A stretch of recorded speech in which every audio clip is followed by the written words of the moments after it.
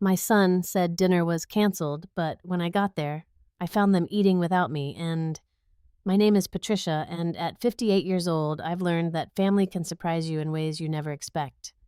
7 years a widow, I thought my son Daniel and his wife Jessica were the constants in my life I could always count on. We had our monthly family dinners, our special occasions, our traditions. So when Daniel called to cancel our birthday dinner plans last minute, I was disappointed but understanding.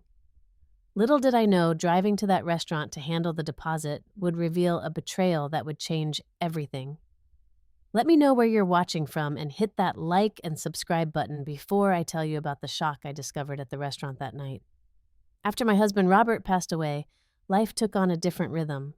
The house felt emptier, the days longer, but I adjusted as we all must do.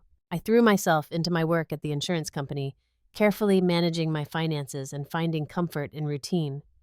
Despite living alone, I never felt truly lonely because I had Daniel, my only son, and his wife Jessica, who I thought kept me close to their hearts.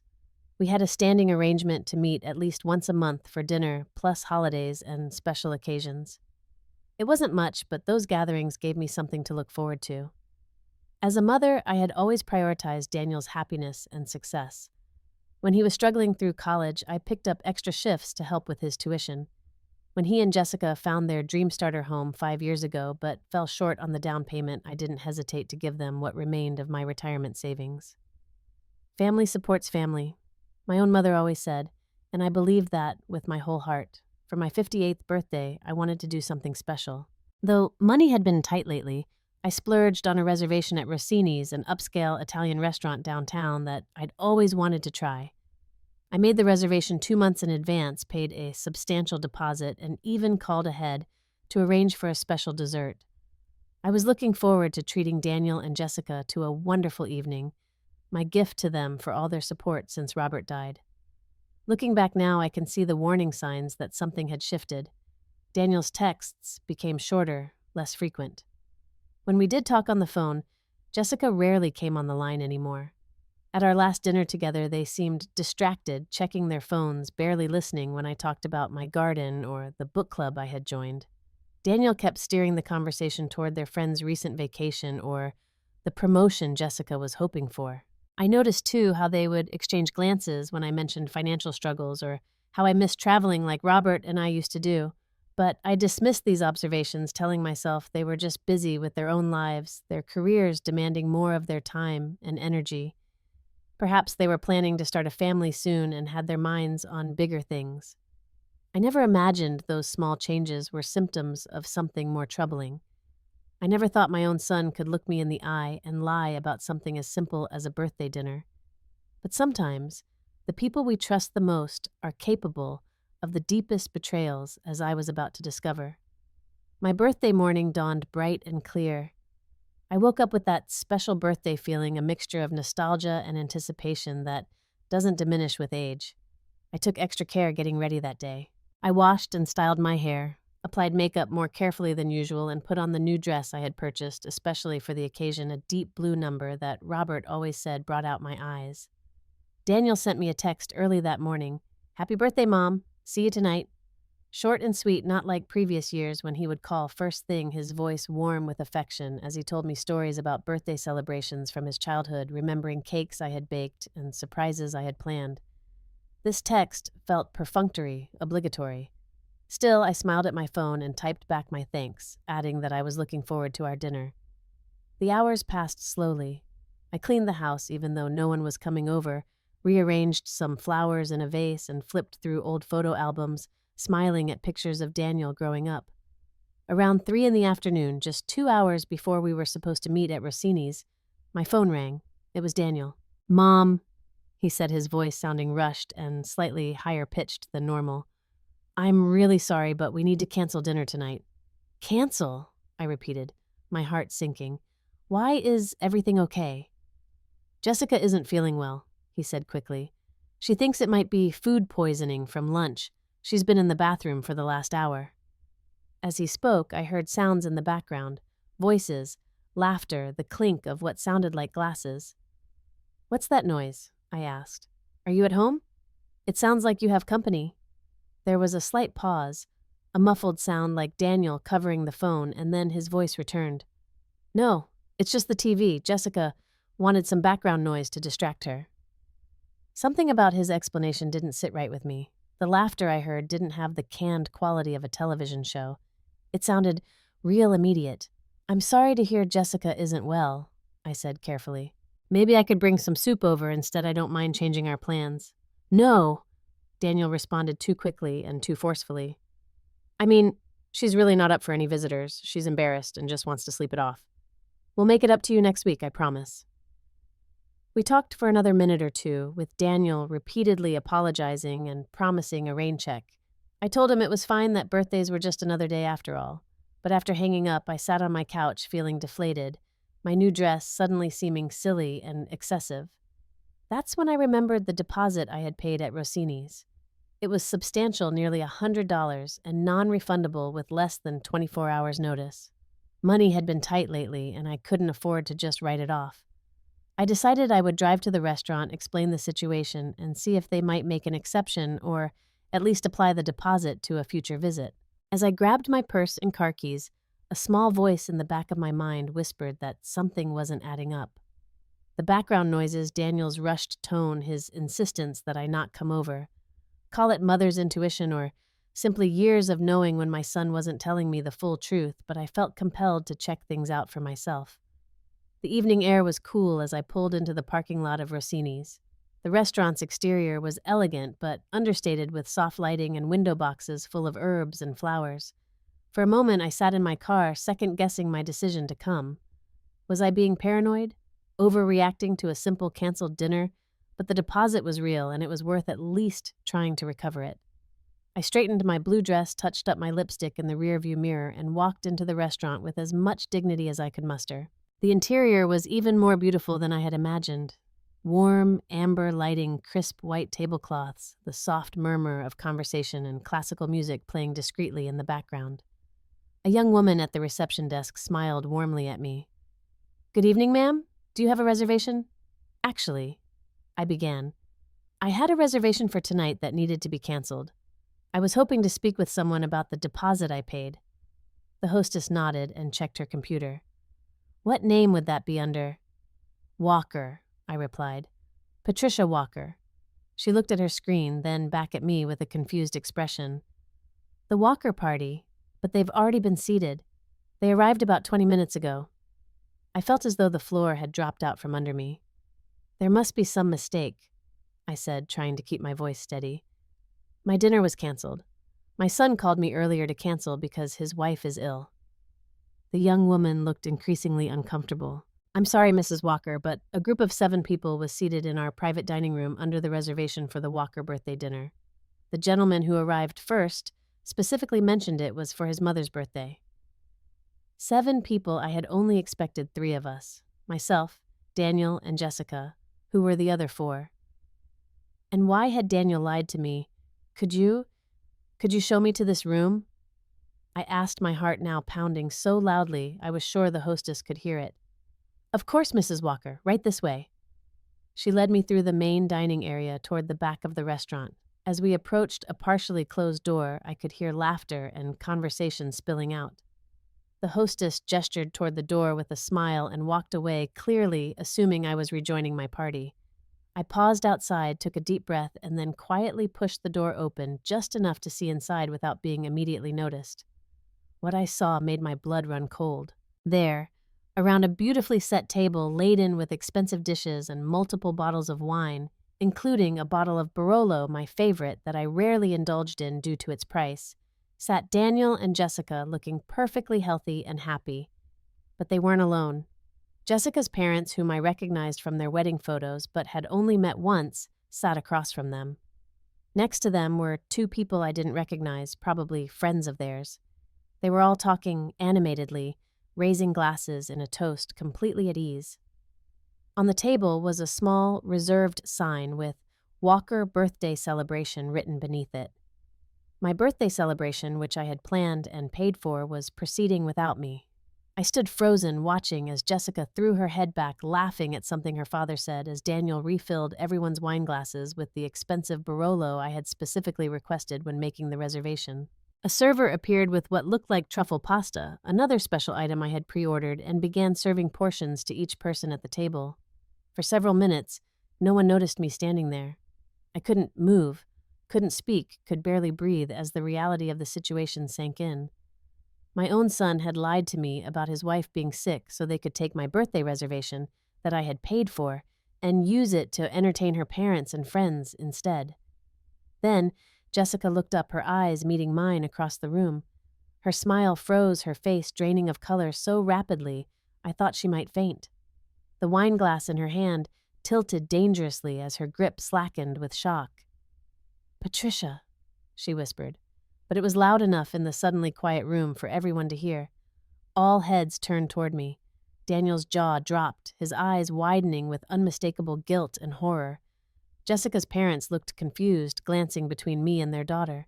The friends, whoever they were, shifted uncomfortably in their seats, clearly sensing they had walked into a family drama they wanted no part of.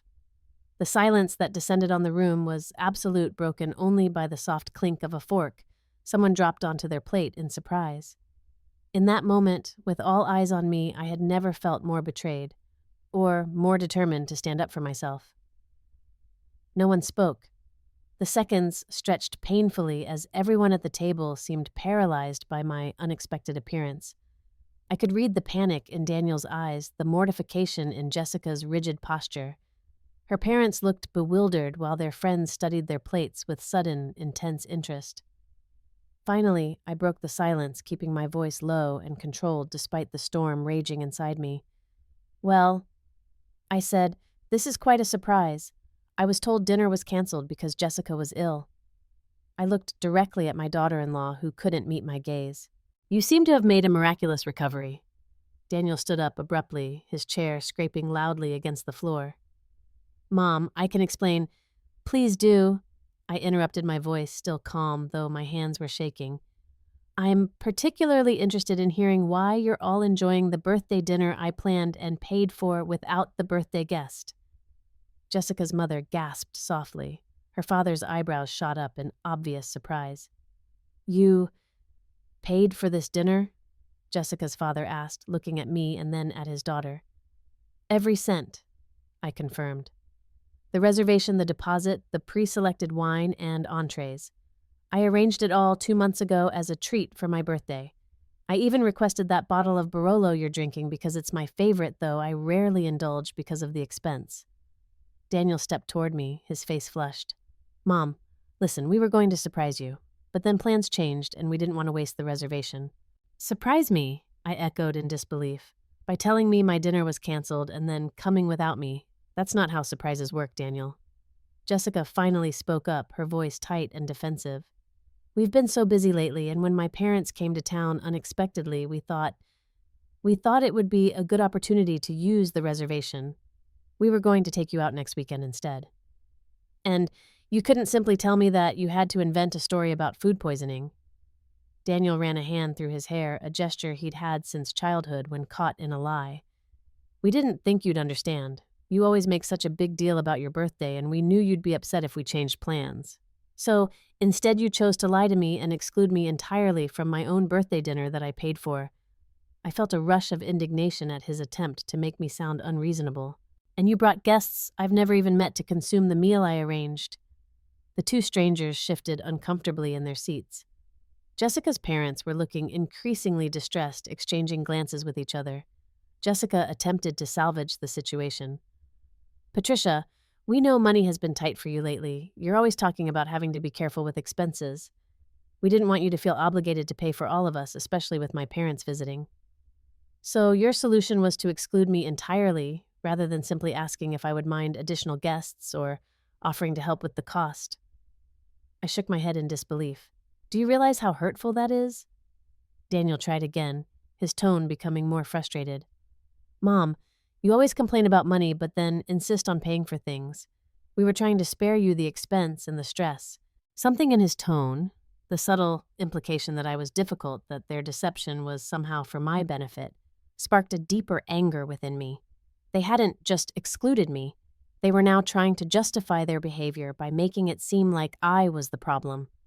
That's when I knew exactly what I needed to do. I took a deep breath, straightened my shoulders, and walked fully into the room. Rather than take a seat at the table, I moved to the house phone on the wall and pressed the button for service. "What are you doing?" Daniel asked, alarm creeping into his voice. "I'm calling the manager," I replied simply. Within moments, a distinguished-looking man in a tailored suit appeared at the doorway. "Is everything all right here?" he asked, glancing around the table at the tense faces. "Not exactly," I said, turning to face him. "I'm Patricia Walker. I made and paid for this reservation as a celebration of my birthday. However, as you can see, I've been excluded from my own party through some rather creative manipulation." The manager looked confused, then concerned as understanding dawned. "Mrs. Walker, I'm deeply sorry about this misunderstanding. What can I do to help resolve this situation?" "I have a simple request," I said. "Since I only intended to host my son and his wife for dinner, I'd like to modify the payment arrangement. I will cover only the costs for those two." I gestured toward Daniel and Jessica. "Everyone else at the table will need to pay for their own meals and drinks." Jessica's father immediately stood up. "Absolutely. We had no idea this was your arrangement, Mrs. Walker. We were told this was a dinner Jessica and Daniel had planned." He turned to his daughter with undisguised disapproval. "Jessica, what were you thinking?" Jessica flushed deep red, looking trapped. "Dad, it's not like that. We were going to pay Patricia back." "Were you?" I asked quietly. "When exactly were you planning to mention that to me?" Daniel tried to intervene.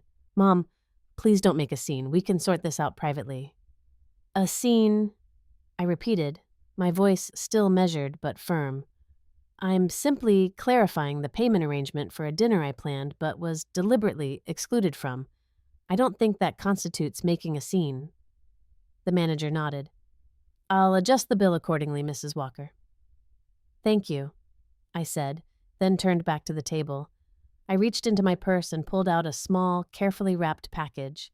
It was a framed family photograph from Daniel's college graduation, one of the last pictures taken with his father before Robert got sick. I had it professionally restored and framed as a keepsake, a reminder of happier times. I placed it gently on the table. "This was the gift I planned to give you tonight, Daniel.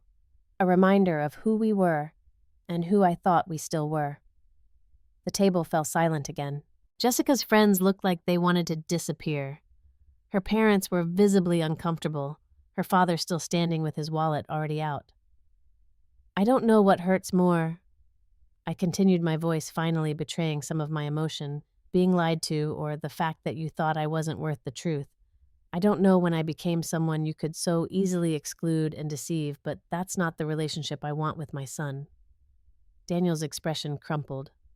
"Mom, we didn't mean to hurt you. I held up a hand to stop him. "I'm not interested in excuses right now, Daniel. What you did was deliberate and unkind. When you're ready to acknowledge that without justifications, we can talk."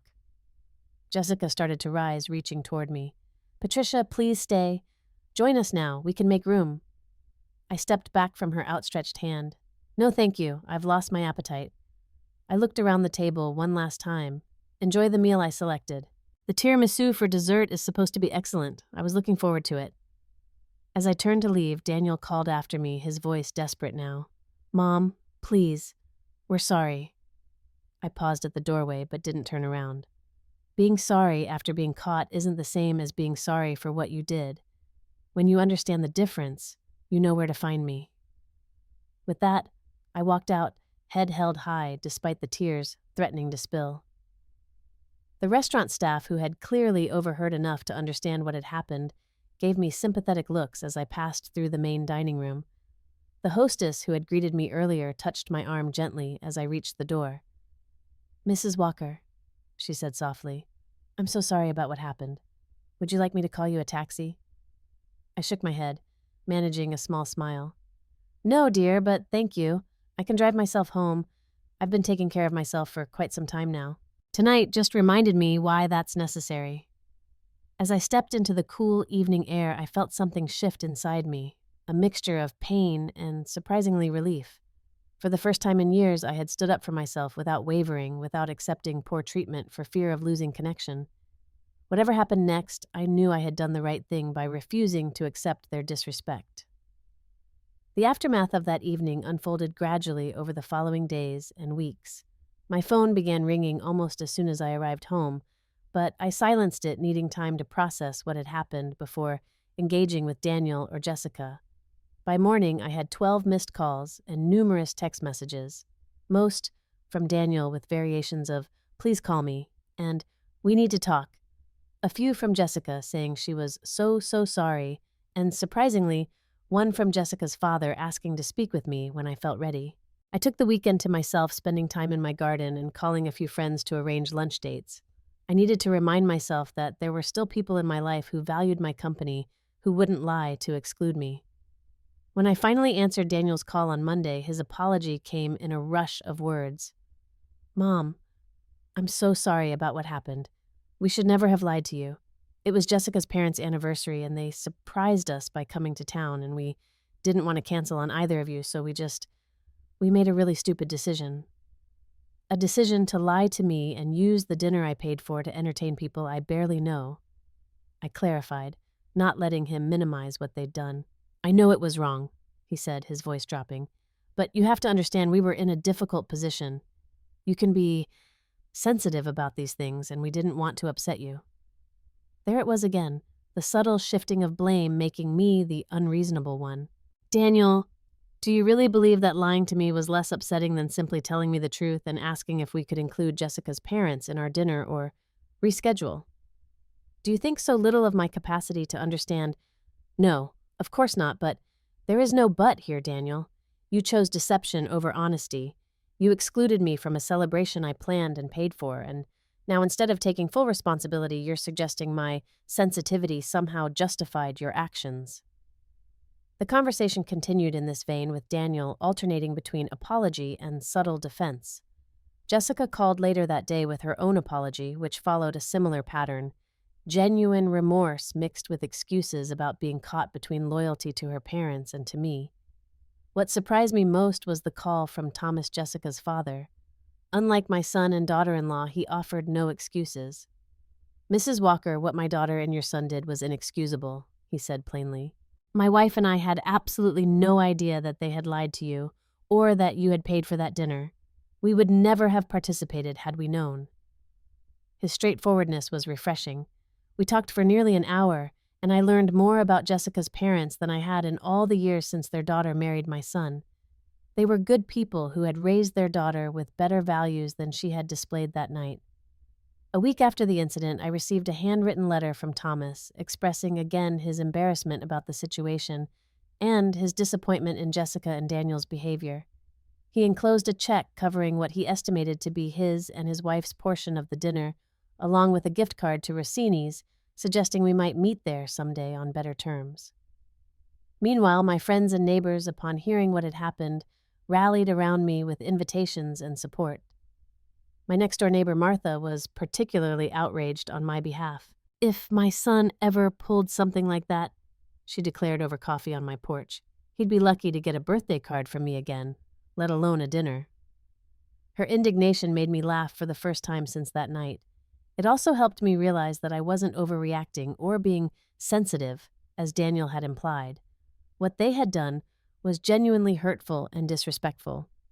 Jessica and Daniel continued their campaign of apologies, but each message revealed that they still didn't fully grasp the depth of their betrayal. Jessica texted that they never meant to exclude me, seemingly forgetting that exclusion was precisely what they had engineered. Daniel suggested we move past this mistake without acknowledging how this incident was part of a pattern of taking me for granted. Their apologies felt more focused on relieving their guilt than understanding my hurt. And so painful as it was, I maintained my distance, waiting to see if genuine understanding would eventually emerge. 3 months after the restaurant incident, my life had taken on new dimensions I hadn't anticipated. The garden club I had joined expanded into a weekly lunch group with 5 women close to my age, all with their own stories of family complications and second-act reinventions. I took a weekend trip to a bed and breakfast in the mountains with Martha, something I hadn't done since Robert died. I even enrolled in a photography class at the community center, rediscovering a passion I had abandoned decades ago when parenting and work consumed all my time. My relationship with Daniel and Jessica had stabilized into something different. more distant, but paradoxically more honest. I no longer offered financial assistance regardless of how compelling their need might seem. Our interactions took place in public settings, rather than in their home or mine, removing the intimacy that had often masked the imbalance in our relationship. Daniel initially seemed bewildered by these changes, particularly my refusal to help when their car needed expensive repairs. "But you've always helped us out," he said, genuinely confused. "And that created a dynamic where my role was to give and yours was to take," I explained. "I don't want that kind of relationship anymore. I want one based on mutual respect and genuine connection, not obligation and expectation." Gradually, he began to understand. Our conversations became less frequent but more meaningful. He started asking questions about my life, real questions that showed interest in my experiences rather than perfunctory check-ins. When we did meet for lunch or coffee, he listened more attentively, interrupting less, displaying a level of respect I hadn't experienced from him in years. Jessica took longer to adjust to our new boundaries. She made several attempts to reestablish our old patterns, inviting me for special dinners that always seemed to conclude with mentions of financial challenges or favors needed. I declined most of these invitations, accepting only when it seemed the connection was genuinely the purpose. Unexpectedly, my relationship with Jessica's parents blossomed. Thomas and Eleanor invited me to join them when they visited their daughter, creating occasions where we could all interact without the undercurrents of financial dependency. Eleanor and I discovered shared interests in gardening and classic films, while Thomas appreciated my insights on investment strategies for retirement. "You've shown tremendous grace through all this," Eleanor told me during one visit. "I'm not sure I would have been as forgiving." "It's not about forgiveness so much as clarity," I replied. That night at the restaurant pulled back the curtain on dynamics I had been enabling for years. As painful as it was, it allowed me to make necessary changes. The most profound shift, however, was internal. I stopped measuring my worth by what I could provide to others and started valuing my own needs and boundaries. I learned that standing up for myself didn't mean losing connections. It meant creating the possibility for healthier ones. When my 59th birthday approached, I planned a celebration entirely different from the year before. I rented a small event room at a local cafe and invited my new friends, some old colleagues, and yes, Daniel and Jessica. I was clear in my invitation that this was a no-gifts event where everyone would pay for their own meal, a statement of my new approach to relationships. To my surprise, everyone came and the evening was warm and genuine. Daniel made a toast that brought tears to my eyes, not because it was elaborate or emotional, but because it was honest. "To my mom," he said simply, "who taught me this year that respect is the foundation of love. I'm still learning, but I'm grateful for the lesson." As we shared dessert and conversation, I realized how much richness there was in relationships based on mutual respect rather than obligation or routine. The painful incident at Rossini's had ultimately given me something valuable: the courage to require better treatment and the wisdom to create boundaries that protected my dignity. The most profound lesson I learned was that sometimes loving yourself means refusing to be a doormat for others. I discovered that self-respect is the foundation upon which all other relationships must be built. And you know what? Now, when I take my seat at the table, I know I deserve to be there. Have you ever had to stand up for yourself in a situation like mine? I'd love to hear your stories in the comments below. Sometimes, setting boundaries isn't the end of a relationship, but the beginning of a healthier one. If this story resonated with you, please hit the like button and subscribe to hear more real-life experiences. And remember, it's never too late to teach others how to treat you with the respect you deserve. Thank you for listening to my story today, and may you find the strength to honor your own worth in every relationship in your life.